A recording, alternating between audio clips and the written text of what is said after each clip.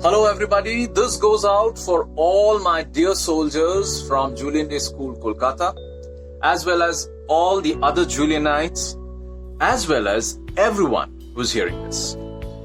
June 26th, as it has been marked by the General Assembly of the United Nations as the International Day Against Drug Abuse and Illicit Trafficking. Well, I wholeheartedly welcome this approach. I wholeheartedly support this approach. But at the same time, there is one part of me, a huge part of me, who doesn't quite support this fact that one day can be marked as this International Day Against Drug Abuse and Illicit Trafficking and all the vices that we talk about, Anti-Tobacco Day, and one day cannot be marked against these universal vices, evils, which are destroying millions and millions of families, boys, girls, men, women, as we are speaking just now. So it should be a cause that should be marked every day, every moment in everybody's lives. But well, a good cause, nevertheless, even if it is for one day of the year. Now, let me come to the word drug. There's a huge misconception and misunderstanding of this word drug, of the words drug addicts, of the word or the phrase drug abuse, or for that matter, my social awareness program. Why I'm telling you that people misunderstand, people have a misconception, I don't know. Even if I'm writing it out everywhere in capital letters, even if I'm shouting my lungs out everywhere in every interview, in every session, that this awareness program, as you see, as you can understand, is not against what you think drug is, drug abuse is. It's not an anti-drug awareness program or an awareness session that I do all around the world. It is much beyond that. Your understanding of the word drug is much beyond your misunderstanding or the conception that you have. That I'll try to clear it out in very easy way, in layman's term, in colloquial way. Drugs. In my understanding, in my learning, the word drug means any chemical that you put inside your body, either inject it or ingest it. Any chemical that will alter, that will change the abnormal functions into a normal function. Like, example, if you are sick, if you're running fever, you ingest a chemical that will normalize the temperature of your body. So that is one drug.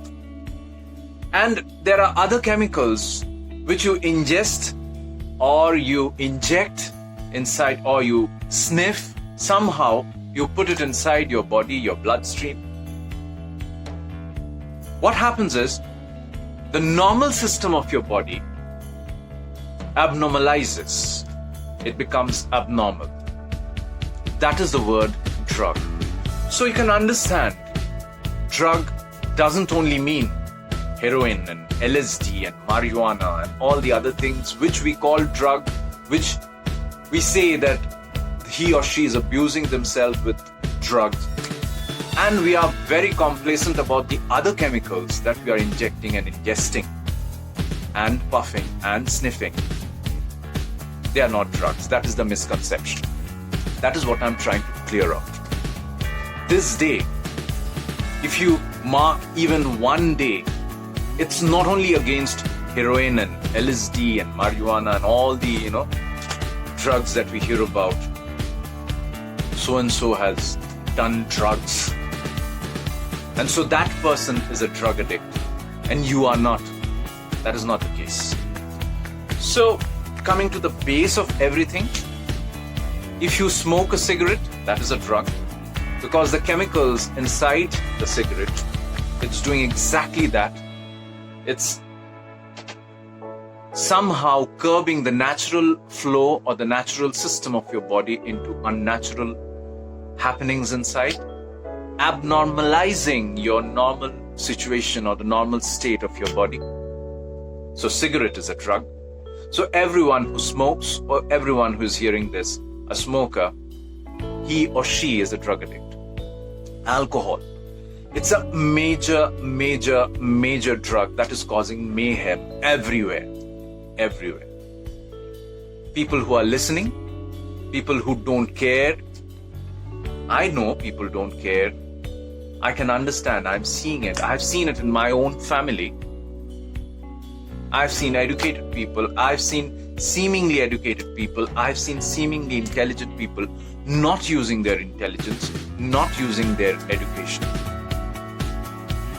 We study in school, we study in college. We learn about the organs inside the body. We learn about their functions. We learn what lungs are. We learn what the liver is. We learn pancreas, kidney, etc., etc. We learn the functions of these organs by heart. We understand. We score huge results, glorious grades in our ICSE, CBSE, etc., etc., Madhyamik. But how many of us do execute that learning, do execute that knowledge? My understanding of life is, I don't want to inject or ingest any additional chemical inside my body which is a toxin, because my understanding is I am being injected, I have to ingest involuntarily a lot of toxin, a lot of chemicals via air, food and water, without which I cannot live. So even if I don't want, there's a lot of toxin going inside, there's a lot of chemicals going inside, which is creating a lot of problems. We are fighting that. So we cannot live without those toxins, which is going there, which is going inside, those pollutants, which is going already inside the system of our body. But if I'm an intelligent person, if I'm really using my education, executing my education, I will stop any additional amount of chemicals and toxin to enter my body. That is my understanding. You may agree to disagree. Well, I can't force anybody with my beliefs. I can't force or impose my beliefs on anyone. You're free to believe anything that you want to. But I know for sure that this is what it should be. My education, my intelligence stops me from ingesting or putting in any amount of toxins, any amount of additional chemicals, pollutants via cigarettes, via alcohol, via hookah, via gutka, and of course what you call drugs, heroin, LSD, marijuana, etc., etc., etc. There are so many excuses, lame excuses of injecting these chemicals. My only point of counter argument is, why? Why do you need pollutants and toxins and chemicals inside your body, inside your life? Why can't you live without it? There are thousands of other options to remain fit, to remain slim, to remain energetic, to counter your work pressure, to counter the tension in your life, to counter the depression in your life, to celebrate, to show friendship, to celebrate a festival, to celebrate an event of your life. There are so many other options, thousands and thousands of other options by which you can either celebrate or either can come out of a depression or counter the tension in your life. But why toxins? Why? I have done this in my life, all my life. Me being an actor, me coming from the entertainment industry, I want to point it out to all the young boys and girls out there who are listening. My life is very cool. My life is very fashionable. I live a very fast life. I party a lot, but without even one drop of alcohol, without one puff of cigarette, without one puff of hookah, without any what you call drug. Even without that, without them, My life is very cool. My life is very fashionable. I party, yes. The word party means celebration. The word party doesn't mean putting in toxins inside your body.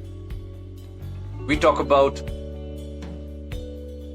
physical abuse. We talk about good touch, bad touch, etc. We learn that from our school level. But what about us abusing our own body? What about that? We don't care. As we grow up, we have these two very, very important weapons with us: independence and money. As we grow up, we get a lot more independence from our parents. We become independent. And once we start earning money, the independence is doubled. It's multiplied. Major boys and girls, again, this is my experience, what I have seen in my family and everywhere, what I have seen. The major derailment or the major, a boy or a girl walking in the wrong path and making his or her life dark is because a boy or a girl cannot use this independence and money properly.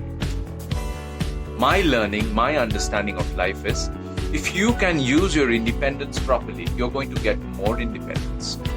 If you can use your money properly, if you can save it or spend it properly without ingesting or injecting toxins inside your body for the sake of whatever that causes, masculinity, the wrong meaning of masculinity, the wrong meaning of feminism, the wrong meaning of celebration, the wrong ways to counter depression, the wrong ways to fight sadness, the wrong ways to fight tensions in our life.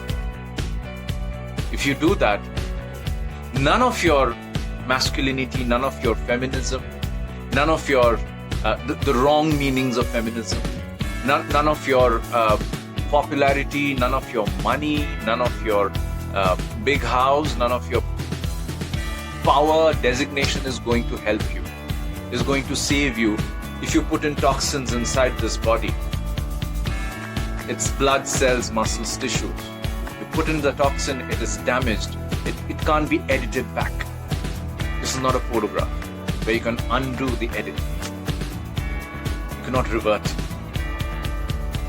So none of that bank balance and that car and big house and power and designation and your beauty and your masculinity and your six-pack abs and your popularity, none of that is going to save you. We have millions and millions of such examples in our history. It has not saved Chester, it didn't save Prince, it didn't save Heath Ledger, it didn't save Robin Williams, it didn't save Mr. Michael Jackson, it didn't save so many, Rajesh Khanna ji, it didn't save Mr. R.D. Burman, it didn't save Rishi Kapoor ji, it didn't save Sri Devi ji. The list is endless. We have a learning lessons out of these deaths. What is that learning lesson? The learning lesson is, these people thought that I have money, I have fame, I have talent, I have beauty, I have good looks, I have gari, I have bari, car, big house, international popularity. So I have become an avenger. I have become somebody from the DCEU. No. You are not a superhuman. At the end of the day, you are just a human being made up of blood, cells, muscles, tissues. So that cigarette you're smoking, which is a drug, which contains hundreds of chemicals, fatal chemicals, chemicals of fertilizers, chemicals of used in batteries, chemicals used in rocket fuels, chemicals used in toilet cleaners, you're ingesting and injecting or puffing or putting it inside your body. It's creating a mess with your lungs. My question is why? Why? Why can't you have this basic sense that I have to keep this particular machine, the perfect machine given by God, Allah, Vaheguru, Bhagavan, whatever you say. We have to keep this machine perfect. how difficult it is. It's not difficult for me, and I am no sadhu sant and extraordinary person. I'm not trying to prove myself extraordinary because I don't smoke, I don't drink. I think this is the basic thing that anybody can do. The alcohol goes inside the body for whatever lame reason. Partying and festivals and friendship and masculinity and feminism, whatever wrong reasons. It's a toxin that is going inside the body. And it's creating chaos inside the body. All these excuses, कि हम ज़्यादा नहीं पीते, कभी कभार पीते, I drink occasionally. My counter argument is, what is poison occasionally? My education, my intelligence tells me that 1 drop is poison, 1 peg is poison, 1 bottle is poison. So even 1 drop going inside your body is doing that same chaotic functions inside and destruction inside as 1 peg or as 1 bottle. It's creating a chaos in your liver. And the funny thing is, we are calling alcohol as a toxin, and when it goes inside the liver, I'm not going into the medical mumbo jumbo. What happens inside the liver is alarming. Another toxin is formed by decomposing this ethanol, alcohol, which is even more powerful than ethanol. If you have done your biology and chemistry properly, it's acetaldehyde. And slowly but surely, your liver starts functioning improperly. And slowly but surely, this toxin, acetaldehyde, is not broken down properly and broken down anymore. So, you are taking it inside, which is a toxin. And when going inside your body, the toxin is creating or manufacturing another toxin which is even more powerful, even more harmful. Nothing can beat that. Nothing can beat that foolishness. Earlier it was only the hookah bar. Now hookahs are there, shishas are there in households. People are flaunting that they have a shisha bar in their house. Earlier in the marriages, the people used to come and used to welcome the guests with roses, with ether, and now it's with a hookah pipe. And they're flaunting, and they're so proud. They're putting in tar, they're putting in formaldehyde inside their body and their guest's body. They're so proud. We live in a strangely double-faced world where the manufacturers themselves are writing it on their product. They're sort of screaming.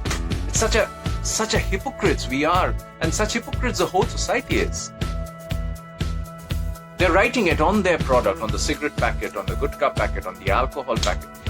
It's poison, full stop. It is injurious to your health. It will cause cancer.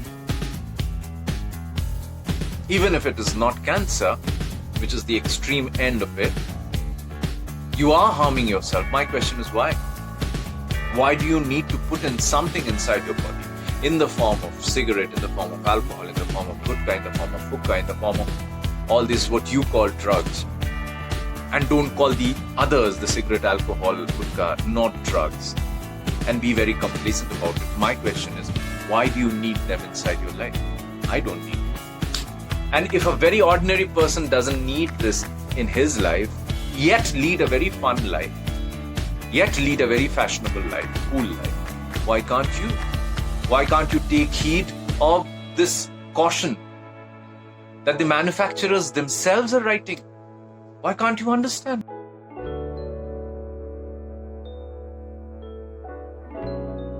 So this is a very simple formula, HCNF, health, career and family. Why can't you take heed? Why can't you pay attention to that? Why can't you follow that? Keep your health intact so that your career is intact, and then your family should be intact after that. It's not only you who is getting affected, it's everybody around you who is getting affected. Why can't you rule your mind? Because these are the drugs which we are calling chemicals, These are the material drugs, as we are speaking about the cigarettes and alcohol and gutkas and hookahs and other what you call drugs. And don't call the others drugs. And there are these abstract drugs. There are these abstract elements which are like drugs and which are like, totally making you abnormal, the normal state, the emotional state. Health is not only physical health, mental health also, and it's creating a mayhem and chaos in your mental health also. I call them drugs too. Drugs of pornography, drugs of online gambling, drugs of violence in games, drugs of disrespecting others, roasting,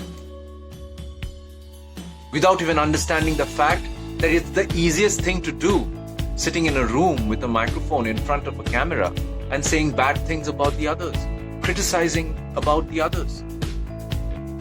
Is the easiest thing that one can do. The difficult thing is being even 1% of the other person. Trying to do actually, without only criticizing, trying to do what he has done, and maybe he or she has failed in that attempt, which you are criticizing. And trying to earn money, trying to make a living by insulting people. That is your profession. That can't be a profession. You are spreading negativity, and that is a drug. You are spreading that virus among the young generation, that how to be famous, how to be a celebrity, insult others, abuse others. The more you abuse, the more you are saucy, you are famous, which is a virus that I'm fighting against day in, day out. How difficult it is to speak good about the others. And even if you don't want to speak good about the others, just let the other person go in his or her way. That's the only way to, keep balance in the society. But see what has happened.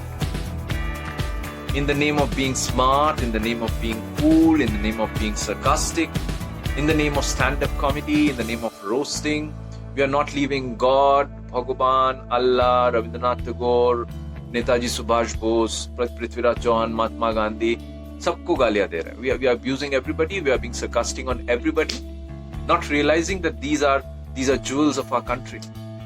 These are the people for whom we are proud of. We get our identity through them. We live in a democracy. Don't get me wrong. You need to protest. Yes, you need to put your foot down. You need to express yourself. But expressing yourself doesn't mean that you're going to spread these drugs, these emotional drugs, negativity, sarcasm, abusive language. That is creating a mayhem, chaos among the mental health of everybody. So this is another drug that I'm fighting against.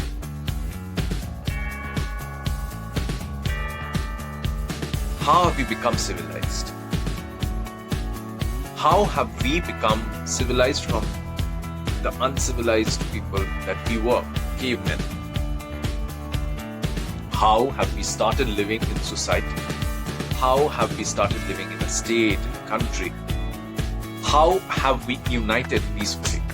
It's because we have controlled two instincts in us. One instinct is the sexual instinct, and the other instinct is the violence in us. Think about it. Only if you can control your sexual instinct and the violence inside you, only then the society will be there, will exist. Otherwise, it will disintegrate. And that is exactly what is happening. The news that we are hearing, ghastly news, shocking news. The desperation to execute the sexual act has gone to such a level that even a 6-month-old baby is not spared. Even a 16-year-old girl is not spared. Even a 35-year-old woman is not spared. Even a 50-year-old woman is not spared. And even an 84-year-old woman is not spared. So don't wait till it happens to your family, somebody in your family. That 6-month-old baby can be your daughter. That 16-year-old girl can be your sister. The 50-year-old woman can be your mother. The 84-year-old woman can be your grandmother. So don't wait till it happens to you. Let us all create this individual awareness within us to stop this drug too, which is pornography. There is no place of pornography which is the most perverted form of emotional weapon that is totally destroying us, destroying the psychology of the youth of this generation, of not only this generation, of human beings all around. You cannot deny it, undeniable. And with the advent of smartphone and very easy access to all of this, it's there all out. What I do is, I keep myself very busy, because this mind, it's like a villain inside you. It's very destructive. It will prey upon your weak points and weak moments and will make you do all kinds of wrong things. It will discourage you from doing the good things. It will discourage you per se. Try to rule this mind. Try to be the king of your mind.